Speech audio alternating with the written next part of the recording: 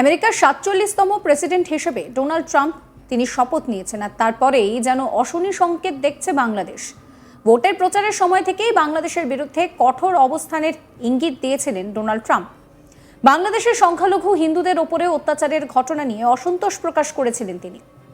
আর president পদের শপথ নিয়ে তিনি কিন্তু রীতিমতন বাংলাদেশের সমস্ত রকমের আর্থিক সাহায্য বন্ধ করে দেওয়ার ঘোষণা করেছেন। এখানেই শেষ নয়, বাংলাদেশে আমেরিকার সহায়তায় সব প্রকল্প বন্ধের নির্দেশ দিয়েছে ট্রাম্প প্রশাসন। এই পরিস্থিতিতে বাংলাদেশে মোহাম্মদ ইউনূসের নেতৃত্বাধীন অন্তর্বর্তী সরকারের জন্য আরেকটা ভয়ঙ্কর খবর সামনে এসেছে। আমেরিকার প্রেসিডেন্ট হিসেবে ট্রাম্পের দ্বিতীয় মেয়াদে সে দেশের ডিফেন্স সেক্রেটারি নিযুক্ত হয়েছেন পিট হেগসেথ। শনিবার ২৫শে জানুয়ারি হোয়াইট হাউসে আমেরিকার ডিফেন্স সেক্রেটারি হিসেবে তার প্রথম সাংবাদিক বৈঠক ছিল, আর সেখানেই কিন্তু তিনি আমেরিকার সেনার অবস্থান একেবারে পরিষ্কার করে দিয়েছেন। তিনি পরিষ্কার বলছেন যে আমরা যুদ্ধ চাই না, যুদ্ধ প্রতিহত করতে চাই, কিন্তু যদি আমাদের যুদ্ধ করতে হয় তাহলে বিপুল পরিমাণ ফোর্স নিয়ে আমরা আঘাত আনব, আমাদের সেনাদের ঘরে ফিরিয়ে আনব। এই বিষয়টা কিন্তু বাংলাদেশের পক্ষে সত্যিই অশনি সংকেত, কারণ ভারতের শত্রু দেশ হিসেবে বিবেচিত পাকিস্তানের সঙ্গে যেভাবে সখ্যতা বেড়েছে বাংলাদেশের অন্তর্বর্তী সরকারের, সেটা মোটেই ভালোভাবে দেখছে না ভারত। জানা গিয়েছে সম্প্রতি পাকিস্তানের গোয়েন্দা সংস্থা আইএসআই গোপনে ৪ শীর্ষকর্তাকে বাংলাদেশে পাঠিয়েছিল। সূত্রের খবর, ঢাকায় গিয়ে বাংলাদেশের শীর্ষ সেনা অফিসারদের সঙ্গে তারা বৈঠকও করেছেন। জানা গিয়েছে আইএসআই এর মেজর জেনারেল শাহিদ আমির আফসার সহ বেশ কয়েকজন শীর্ষ অফিসার বাংলাদেশ সফরে গিয়েছেন। আইএসআই এর অফিসারদের এই সফরের আগে কিন্তু বাংলাদেশের সেনা অফিসারদের একটি টিম পাকিস্তানের রাওয়ালপিন্ডিতে গিয়ে সেখানে সেদেশের সেনাবাহিনী, বিমান বাহিনী এবং নৌবাহিনীর অফিসারদের সঙ্গে দেখা করেন। এই পরিস্থিতিতে যদি যুদ্ধের পরিস্থিতি তৈরি হয় তাহলে কিন্তু ভারতের সঙ্গে সুসম্পর্ক থাকা আমেরিকা কঠোরভাবে আঘাত আনতে পারে। কি বলেছেন মার্কিন ডিফেন্স সেক্রেটারি, শুনুন। Principles I talked about are what we will bring to that Pentagon. Restore the warrior ethos in everything that we do, rebuild our military, and reestablish deterrence. We don't want to fight wars. We want to deter them, as you said, and we want to end them responsibly. But if we need to fight them, we're going to bring overwhelming and decisive force to close with and destroy the enemy and bring our boys home. All praise and glory to God. His will be done, and we're grateful to be here. And as I said in my hearing, it was Jesus and Jenny. I would not be here without you, sweetheart. Thank you so much.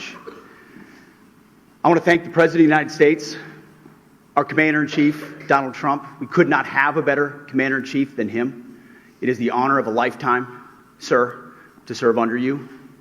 We look forward to having the backs of our troops and having your back in executing peace through strength, in putting America first, and in rebuilding our military. Mr. Vice President, thank you for breaking the tie. And the 3 principles I talked about are what we will bring to that Pentagon. Restore the warrior ethos in everything that we do, rebuild our military, and reestablish deterrence. We don't want to fight wars.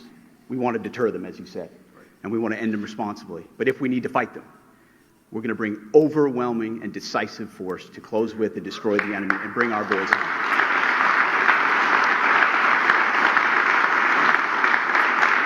So, Mr. President, thank you very much. To the American people, we have your back. We're going to get to work right away. God bless. Thank you. এদিকে ভারতের শত্রু দেশ হিসেবে পরিচিত পাকিস্তানের সঙ্গে বাংলাদেশের এই সাম্প্রতিক সখ্যতা নিয়ে মুখ খুলেছে ভারতের বিদেশ মন্ত্রক। বিদেশ মন্ত্রকের মুখপাত্র রণধীর জয়সওয়াল এই বিষয়ে বলেন যে আমাদের আশেপাশের এলাকা বা অঞ্চলে, বিশেষ করে আমাদের নিরাপত্তা এবং জাতীয় নিরাপত্তার সঙ্গে সম্পর্কিত যে কোনো কার্যকলাপের উপরে আমরা সর্বদাই নজর রাখি।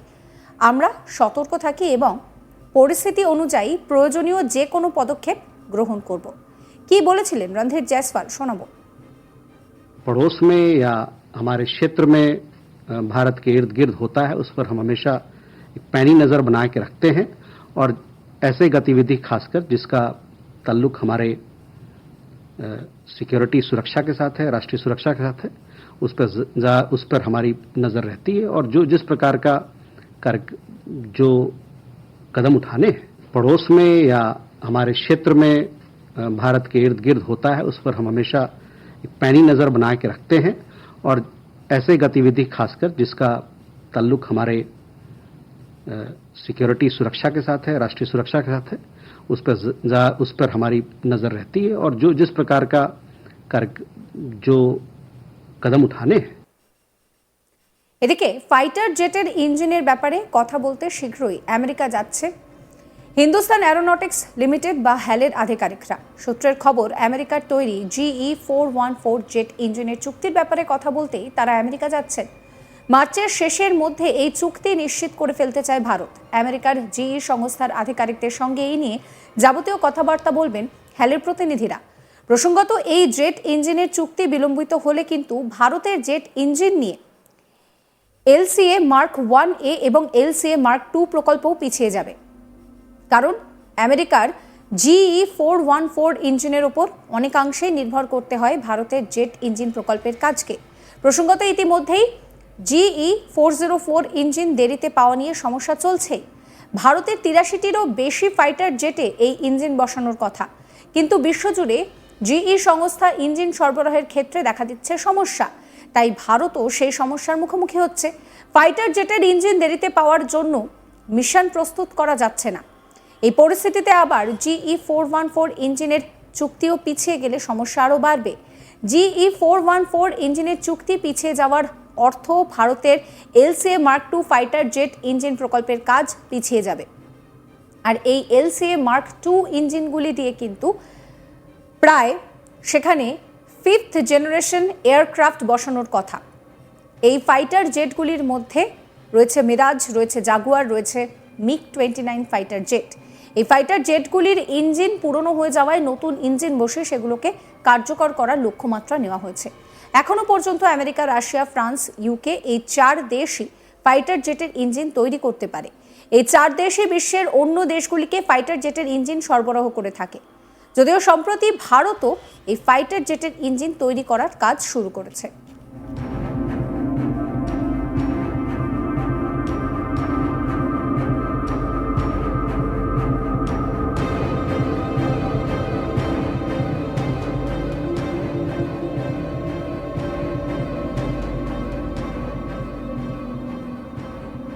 আর এই পরিস্থিতিতে রীতিমতন হুঙ্কার দিলেন আমেরিকার ডিফেন্স সেক্রেটারি। তিনি পরিষ্কার জানিয়ে দিলেন যে আমরা যুদ্ধ চাই না, যুদ্ধ প্রতিহত করতে চাই, কিন্তু আমাদের যদি যুদ্ধ করতেই হয় তাহলে বিপুল পরিমাণ ফোর্স নিয়ে আমরা আঘাত আনবো, আমাদের সেনাদের ঘরে ফিরিয়ে আনবো। আর এই বিষয়টা বাংলাদেশের পক্ষে সত্যিই অশনি সংকেত। সাবস্ক্রাইব করবেন আজ তাক বাংলার ইউটিউব চ্যানেলকে, ফলো করতে ভুলবেন না হোয়াটসঅ্যাপ চ্যানেলও।